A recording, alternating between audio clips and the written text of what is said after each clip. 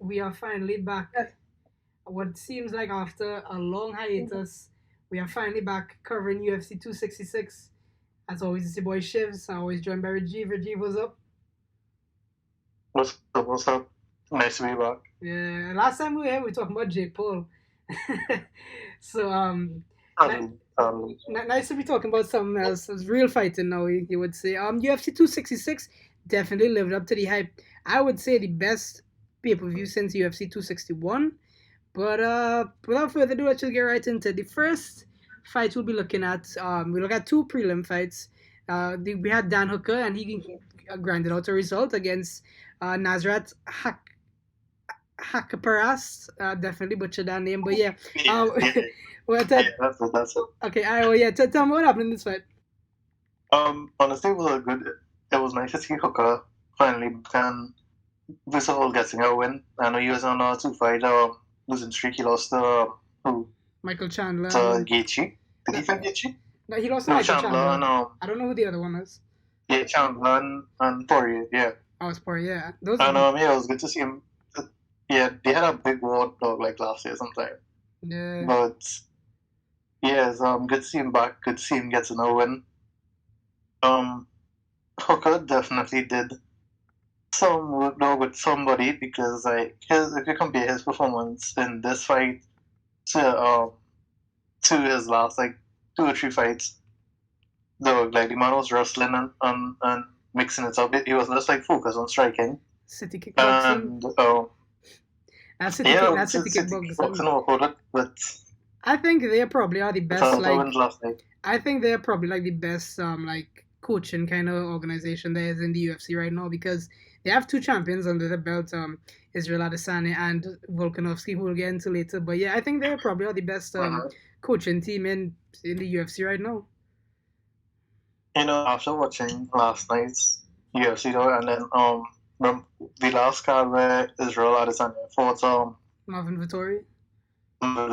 Yeah, after watching those last 2 cards though, I think Conor should definitely at least partner with them and improve the win on his comeback. Like they are like look at the adjustments of Hooker and Izzy in the last 2 fights. Yeah. Like, compare that to their previous performances. It's excellent because, like you said, Dan Hooker, who hasn't really traditionally been known for his grapple game, he wrestled and he was looking good on the ground. To be honest, after the I believe it was this fight after the. When they were doing the post-fight interviews, they said that I thought we were just gonna say standing. Why'd you take me down? And Dan Hooker was like, well, you know, I just stood there and you wasn't doing much, so I had to take things into my own hands. So Dan Hooker, he was class on his post-fight interview as well. He extended, his condolences to his opponent's family. I believe they suffered some loss recently. So it's just really quality to see that from Dan Hooker, and all-around great performance from him. He grinded out the decision victory. But let's move on to the second fight on the prelim we're covering. Marlon Moraes came up short against Merab Dvalishvili. Tell about this fight. What happened? Yeah, I was just so amazed at the results in this fight because Marlon fumbled that bag so hard last night. Oh yes, he did. He had this fight won, He had this fight won, Yeah, he had Dvalishvili almost out, and somehow he managed to just keep going because he got up after being knocked down like 2 times, I think, in like rapid succession, and he was just Marlon really did empty the tank because he was going for that finish but just never came.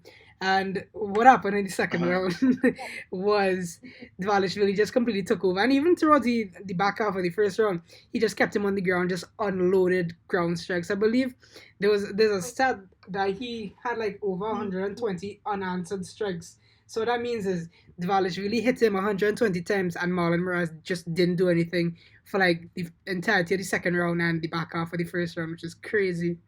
Yeah, that I'm still I still amazed at how that fight went. Marlon is supposed to finish that fight, and I don't know. I feel like Dana White might cut him in because this is his like what 5th loss in a row.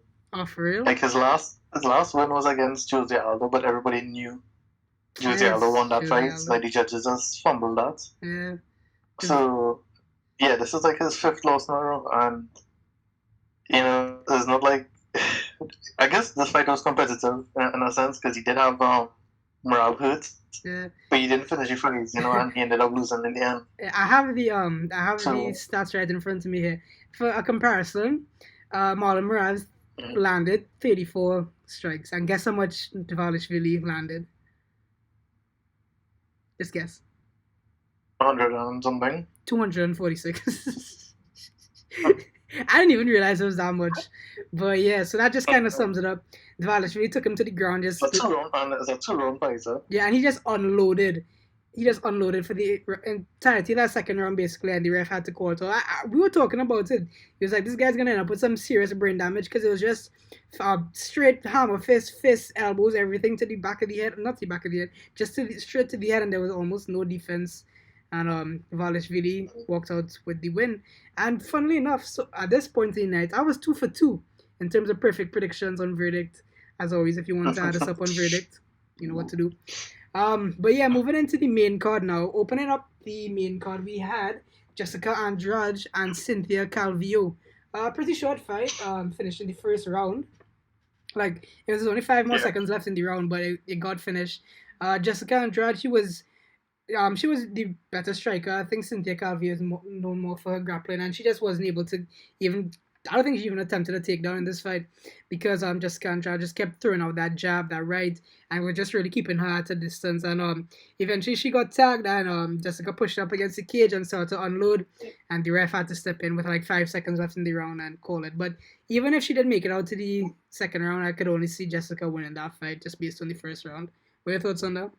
Is this the fight that I was telling you? I feel like they should have stopped it earlier. Is this the fight? I think this was it, I think so.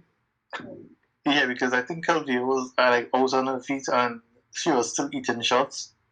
Yeah. And I was just there like, why does referee not stopping this fight? Like, this man she called it off, she didn't answer him. That could be said for the other female fight we'll talk about later because that's basically that same thing happened. But yeah, this fight really could have ended a lot earlier in the first round, to be honest. And Jessica Andrade, quick work for her that night. She got in, did what she needed to do, got the first round knockout. And yeah, you have any other thing you want to say about that fight? Not really, because I think the great thing is what's next for Jessica Andrade because she just I don't know. It's interesting. Valentina the other day. She lost in dominant fashion. Yeah, in dominant fashion, and then she won here, which I think Cynthia is number 3 or something. So it's not like she's gonna lose her place in your rankings. Yeah, because I believe she just won the title. So what's she gonna do now? Yeah, I mean, well, I mean that flyweight division is just Valentina. She's just head and shoulders above the rest of the competition. But we'll save that for the title fights a little later. Yeah. But yeah. Well, let's just move on to the heavyweight fight of the night. Curtis Blaydes and Jairzinho Rozenstruik. One which we both predicted wrong, to be honest. We both saw Jairzinho winning the fight. Personally, I saw this playing out very similar to the Curtis Blaydes and Derek Lewis fight, where Curtis Blaydes, he won the first round. He took him down, and but eventually in the second round, Derek Lewis was able to knock him out. And I thought this would play out the exact same way because I kind of see Jairzinho Rozenstruik as a kind of B-Tech, kind of a cheap Derek Lewis, if you will. He kind of does what Derek Lewis does, just not as well as him. So I thought that's how it would play out. But no, Curtis Blaydes took him down in the first round, and DC made a good point. Once you get a big guy wobbling, he comes down. I don't know if you heard that on the commentary, but it's true. Once you get a big guy, once you get him off his equilibrium just a little bit, he will come tumbling down. And that's what Curtis Blaydes was able to do throughout this fight. Because he got him down early, and he kind of controlled him for the rest of the first round. And then the second round, Jairzinho was looking a lot better. He hit some kind of fly, and it didn't fully connect, but it kind of connected. And Curtis Blaydes, if you saw, you'd see his eye completely swollen up and was completely closed up at towards the end of the fight. I don't think he would have been able to see out of that eye. That's just how bad it was.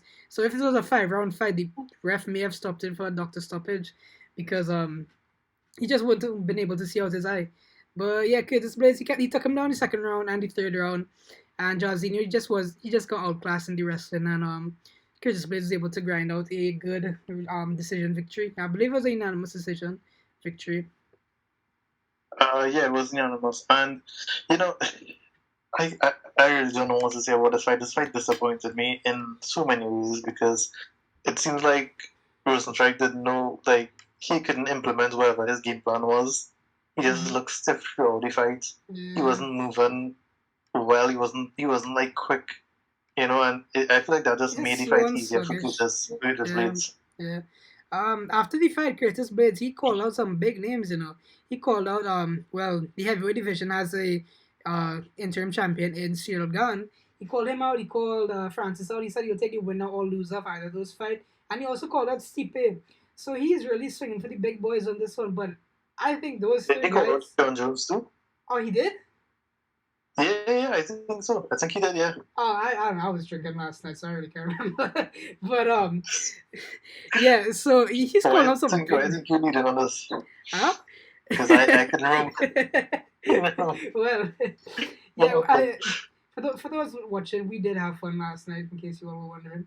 We did. But, getting back on track here, yeah, he called out some big names, but all the guys he called out, I think, are head and shoulders above him and would get out, and they would beat him really badly if they ever go in the ring, because all of those guys are... Curtis Blaydes is known for his wrestling, and Stipe, Cyril Gane, Francis, and John Jones are all great wrestlers, so I don't see that ending good for Curtis Blaydes in any sense of the way. I mean, maybe he does a rematch with Derek Lewis, but I don't think he's ready for the big boys just quite as yet. What do you think about it? Yeah, I don't think he has a fair chance against anyone, even John Jones, and we don't know what's going to happen with him. He's a whole different topic right now, but he probably in jail somewhere right now. I don't see him beating Stevie. I don't see him beating Francis. I don't see him beating Cyril Gane. Cyril Gane it's an interesting fight, but I don't see him beating Cyril Gane. Cyril Gane. I feel like they're gonna play out similar to Derek Lewis and Cyril Gane. Yeah, but what happened? What I think will happen was Curtis Blaydes just keep trying to shoot free takedowns. So yeah, I just don't really see. I just don't really see any way in which Curtis Blaydes comes out on top if he fights those guys. But let's move on to the three big fights of the night. The three main selling points of this card. The return of Nick Diaz finally after it's been like 6 years since his last fight. Yes, and he had his rematch with Robbie Lawler 17 years down the line. And I feel like it didn't go the way anybody wanted it to, except for Robbie Lawler. He probably wanted it to go that way, but everybody else just wanted Nick Diaz to pull out the win, and he just... if I'm being honest, he looked terrible out there.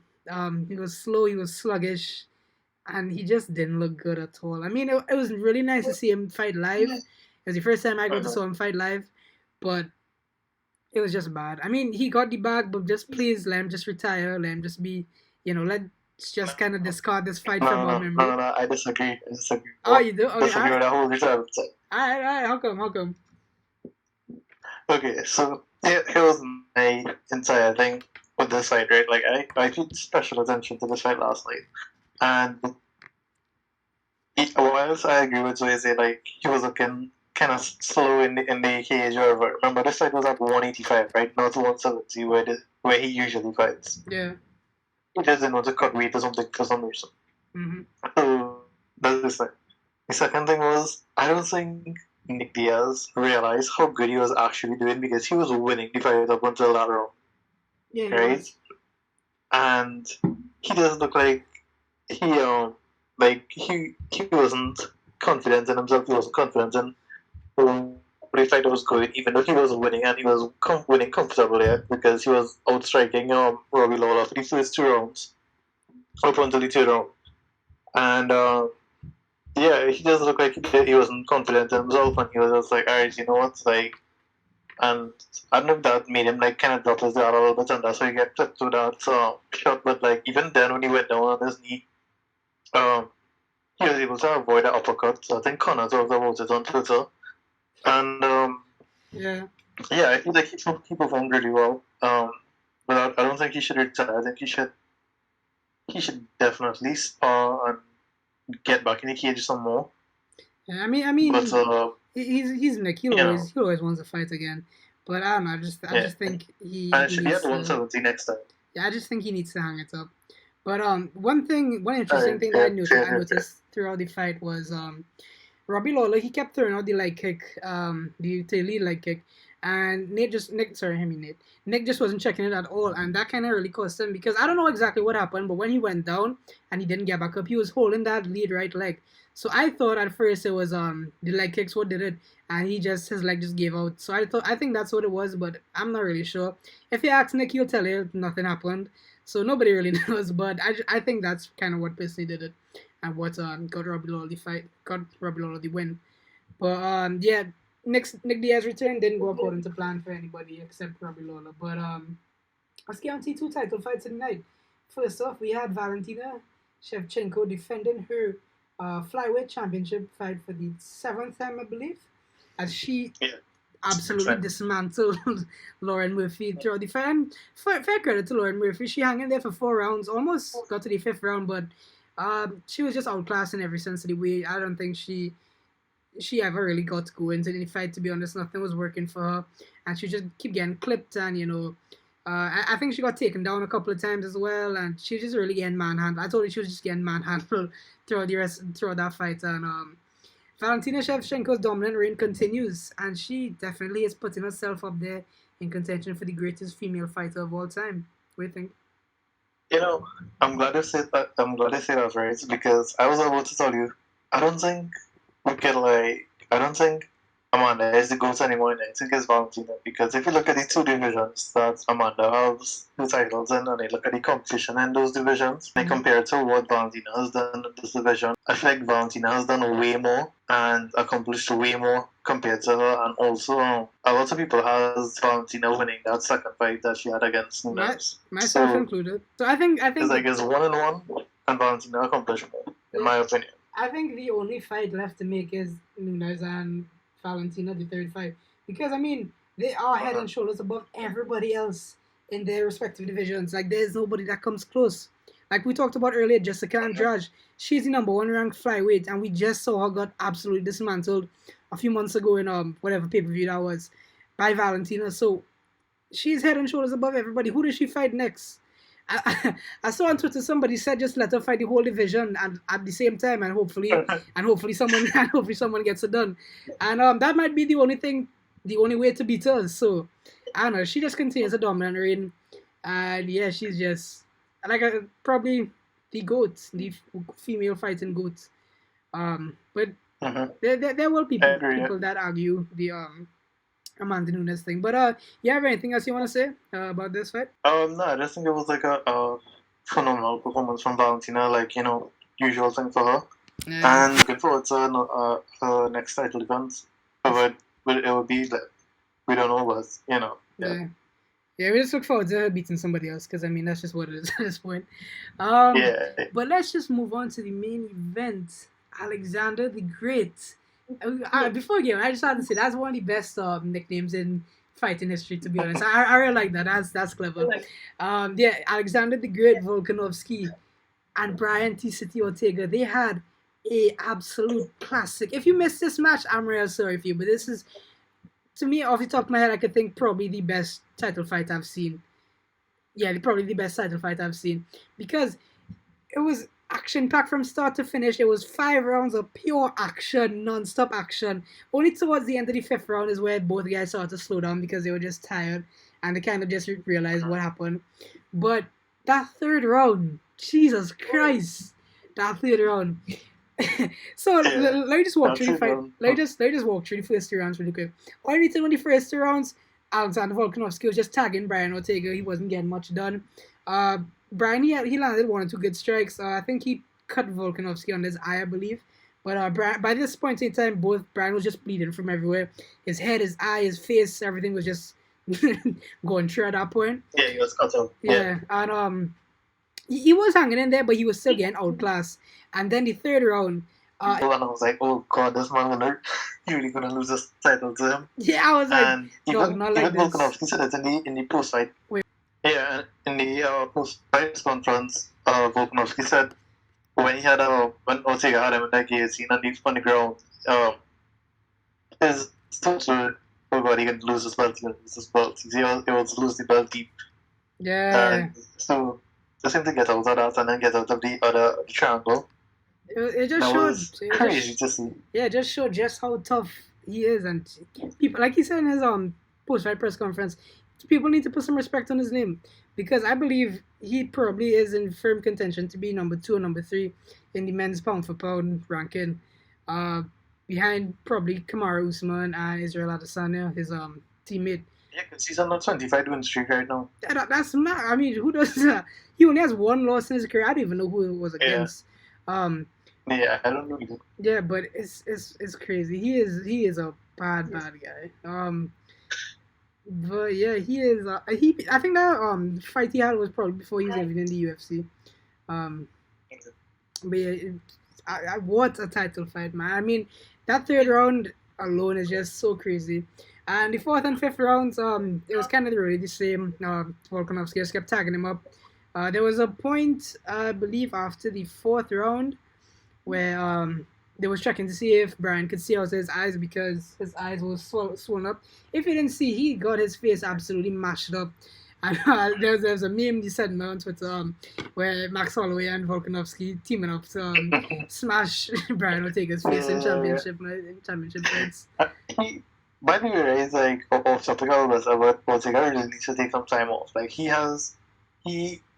in his last, well, not his last fight, but in this title fight and in one against Max Holloway, he took like a lot of damage. Mm-hmm. So like I think he needs like a little time off. But if I'm not mistaken, he had a really big break after the Max Holloway fight. I believe he took like a year plus off.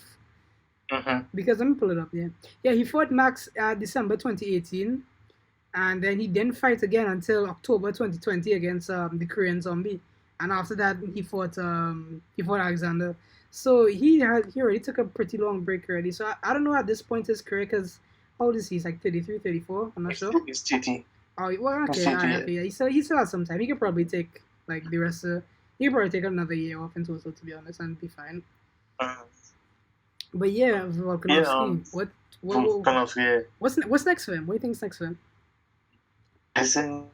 Well, Max Holloway has to fight what's his name?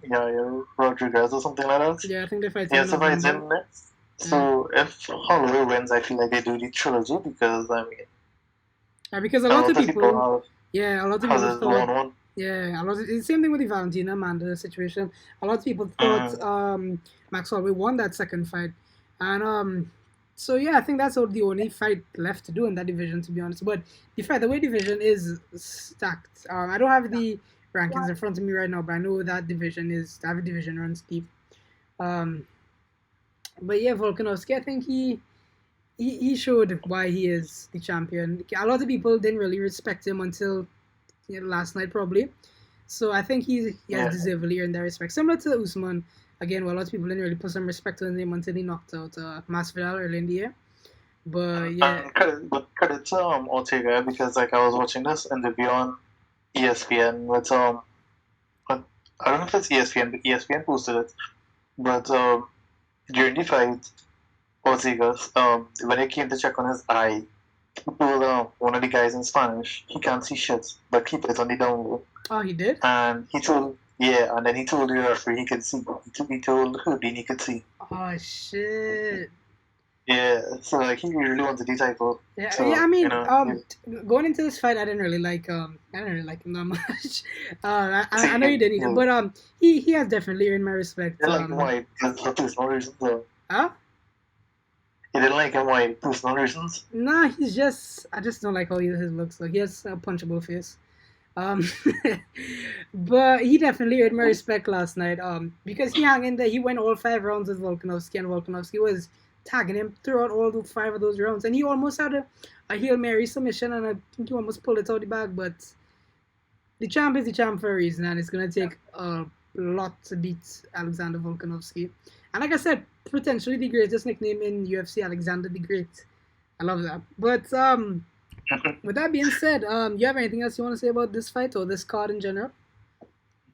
I don't know. I feel like this was the card of the year, Like, I don't think... I would still give it... Top this? I would still give it to 261.